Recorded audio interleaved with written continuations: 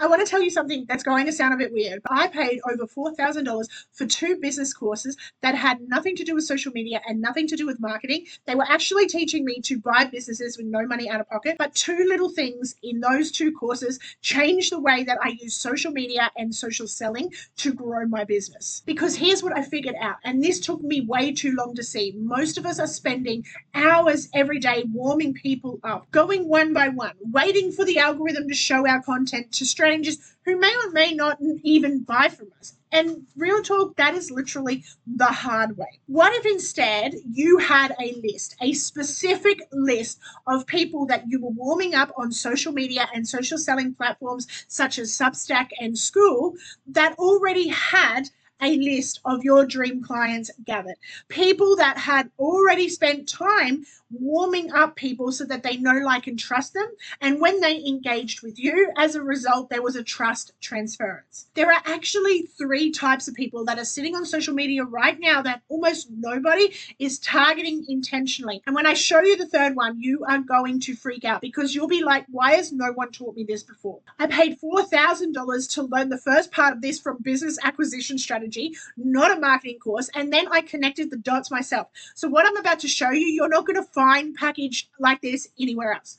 So if you've ever felt like social media and engaging is a grind, like you are putting out more content and it's not getting anywhere, and as a result, growth still feels slow, this is exactly why. And at the end of this training, you're going to know precisely who to look for and how to look for them on what social media platform. Now, you might have heard some of this before. You've been told to interact on social media. It's one of the core components of social media and of any growth, no matter what platform you're on, if you want to get more visibility, especially if you don't have money for ads. But what most people have been taught is they've been taught to randomly engage with people. So maybe they get into a group which they think has their target market and they randomly engage. And as a result, they still don't grow. So let's talk about the most obvious one. The first layer of the circles is your business owners. And these can have 2 sides to them. Some business owners with really big businesses are gatekept and they're very hard to get near. But these business owners would absolutely change everything in your business. Their big names could be someone like Tony Robbins, or you might have a small business owner who's the same level as you on social media or running a group the same size as yours, and they're going to be easier to warm up, but they may not have as big an effect on your business as someone like Tony Robbins. But what we want to start to think about, and this is a mistake that a lot of people make, they're just going into any groups, or they're going into groups with people who are similar to them. And yes, that's one strategy. I don't personally do that. But what I like to do is I like to go in and engage with people who have my people at different stages. So, for example, if my main offer is telling people that they need a social selling system, what do people need in terms of products and services before me, during me, and after me? So, for example, at the moment, I'm not a YouTube expert. This has taken me 45 years to record. So I'm in a group with a YouTube expert. One, because he has a list of clients that are the same type of clients as mine. They're selling on social media in some form or other. But also because he is someone that I can bring into my community who has skills I don't have that can fill a hole in my own systems. So that is how we start to look for people strategically. And I go over this in depth in my Conversations to Conversions course. Now, the next layer, this is a layer that most of you won't even think about. So you have the business owners, which is the core of it. But if you can't get near the business owners, you might start to look at who is employed in that company that you could get into, and you could build an authentic relationship with them. And as a result, they could refer you to like their department head. The other people who are really underutilized in this category are actually like your personal assistants. People think that they are the lowest on the rank, but in reality, not only is that personal assistant attached to their head, but that personal assistant is quite often attached to other heads or other personal assistants who are attached to the heads. Taking the time to work with the personal assistant, to warm up the personal assistant, now you have the ability to work up in the ranks based on the employee. So these are the door openers. And everybody tries on like LinkedIn and Instagram to get to the head of a company. And nobody thinks about warming up the personal or the executive assistant who is the person who has the boss's ear. Well, who is the person that's in the ear of that person that you can build a relationship with? And I want to say this because a lot of people won't get it, but when you are there and all you're focused on is yourself and your selling, ain't no one letting you near anyone. This needs to be, how can you serve them? How can you help them to their goals? So employees are the second. Connectors. Now, this is the one that nobody has thought about, and I want to explain what a connector is. So when I was younger, there was a TV show called Angel, and we were all addicted to it as teenagers. If you wanted to go on David Barana's social media, you would never get near him. It was very unlikely that he will ever see you. Now, could you go on his social media and engage with his people? Yes, you could. But if you wanted to actually get David Barana's, how would you actually get in the door? And the one strategy that nobody thinks about are the connectors. These are not necessarily employers of the company. They are the people who have those people's phone number, or they have their email address, or they have the ability to get in their ear.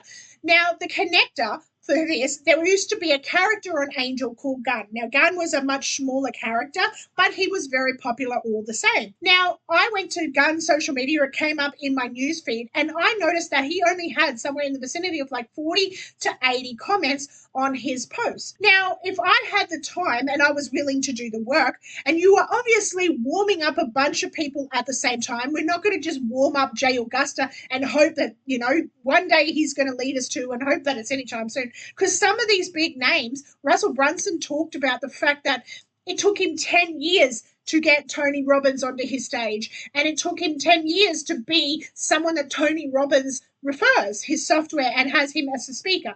So some of these really big names, it could take you time, and you could be building with the relationships with the people in the comments of their people, because obviously someone who's a big name in that industry or a big character in that industry is someone that you want to be seen on. But then you have the ability to get to the Jay Augusta. Now, when there's only 40 comments, I have the ability to be able to be seen by him, to be a top fan, to be a leader if it's a Skool community, for instance, right? And then over the course of time, when I've built real trust, when I've served him, there may be a way that comes up where I get an into David Barana's that I never had before, or I get an into an event, as an example, or I get an into another opportunity. Connectors are a powerful person to have on your list, but they're not the people that a lot of people are looking for on social media. So they might just put David Barana's on their list as an example, when they should be thinking, okay, so David Barana's, Sarah Michelle Gellar, big names as an example.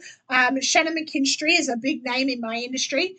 But underneath them, who are the smaller people that have their ears? For instance, in a business context, Shannon McKinstry has a program. I would look for the people who are in Shannon McKinstry's programs, or I might look for the people who are top fans on Shannon McKinstry's page. Now, as a result of building a relationship with them, then at some point I might have an in. And this is where your connectors are. Now, I want to talk about the levels as well, because there are different levels. Now, you have level A, and these are the big names. So these are the Tony Robbins, the Russell Brunsons, where you could absolutely change your whole business if one of them saw you and brought them on your stage. But let's just be honest, they can take 6+ months to warm up and to be seen by. But you can, at the time while you're warming these people up, you can get seen by their audience, meaning the people who are in their comments field are looking for the top fans. They're looking for the people on the leaderboards. They're looking for the names that they see all the time. So you can leverage trust from the big name as a result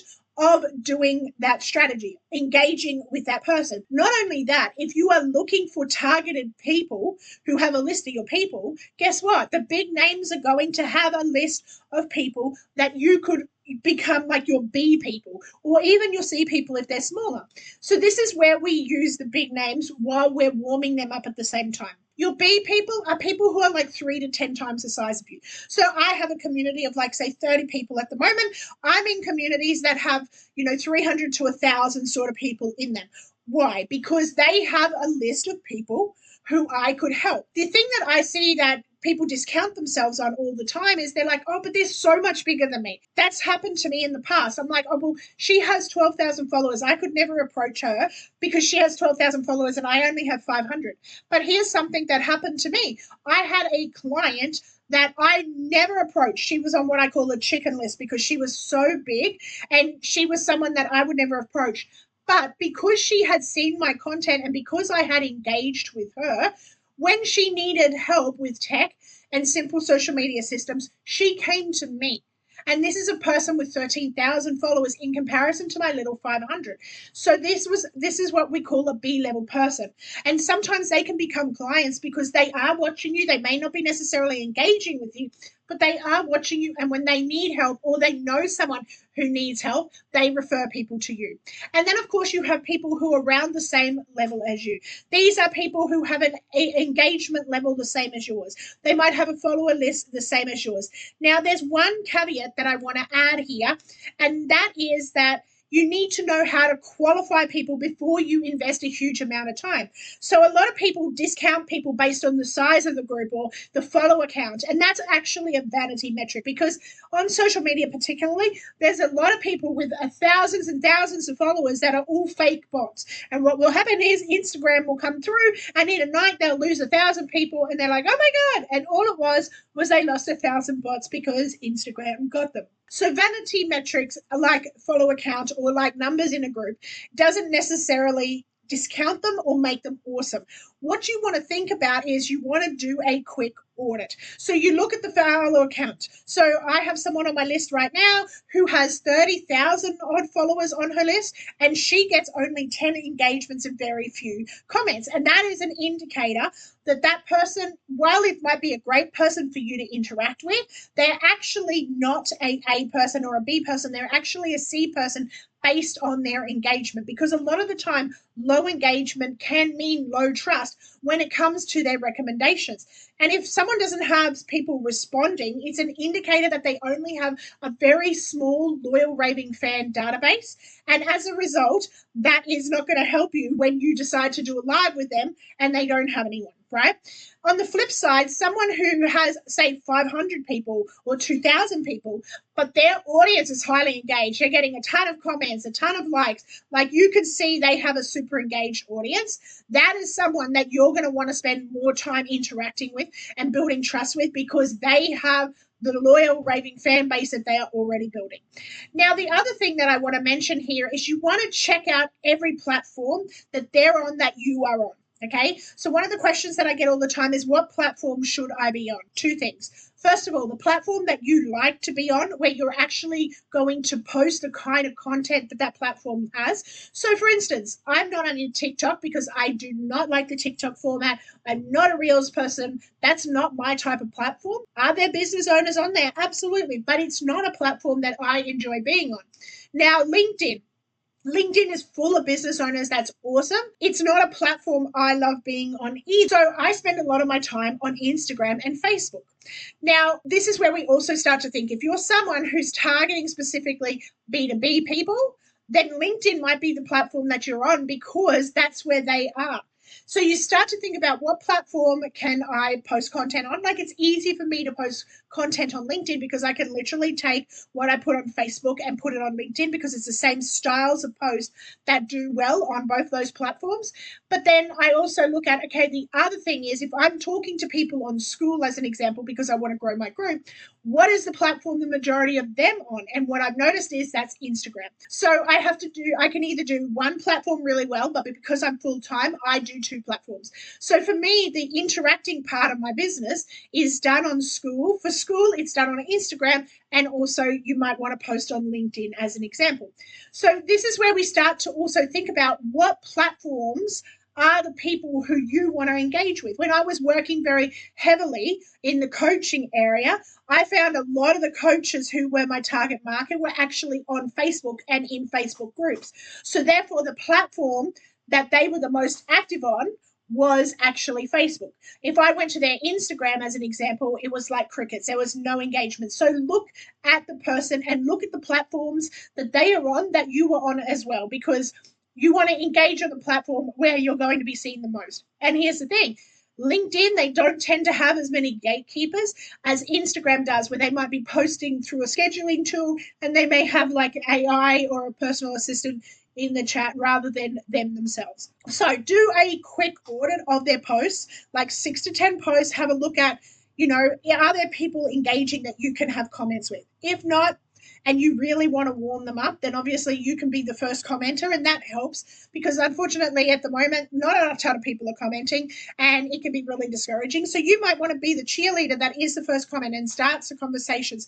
This is especially helpful in school groups. I have noticed there are some school groups where people really struggle to get people to talk. But when I come in and I post the first content, then someone answers me or someone at the very least likes my content, and then we go backwards and forwards. That not only helps you obviously to get seen and be seen in a big way because you're the conversation starter, but it also helps the person who owns that school group to get seen. So these are the things that we start to think about. The other thing that I want to say is that if you're interacting with someone, now, obviously, the big names are never going to interact with you. Well, that's not true. I've had Mel Robbins and I've had Calmlings interact with me. But on the whole, the bigger brands are not going to interact with you because they don't have the time.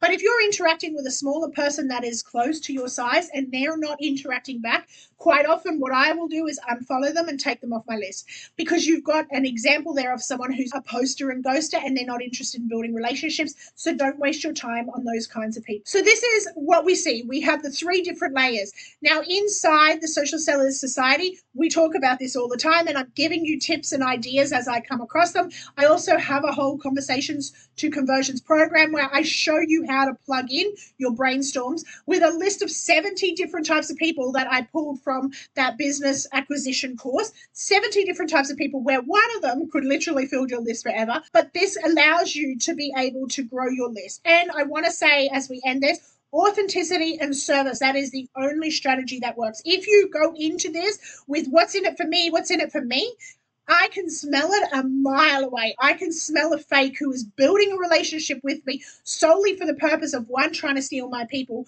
or 2, trying to sell me something. So when you go in with that selfish energy, it can be felt. But if you're going in there to be a genuine person, to help them, to serve their community, and it's not a tactic, it's actually who you are, and you're willing to give it time. Some people may find you at the exact moment they need your thing, and other people will take time to warm up, especially if they've been people who have been burnt in the past by other people. And this is your opportunity. So remember that this is a numbers game, but it's a numbers game that you must do it right. Because if you are doing it for the purposes of only helping yourself, you're never going to grow.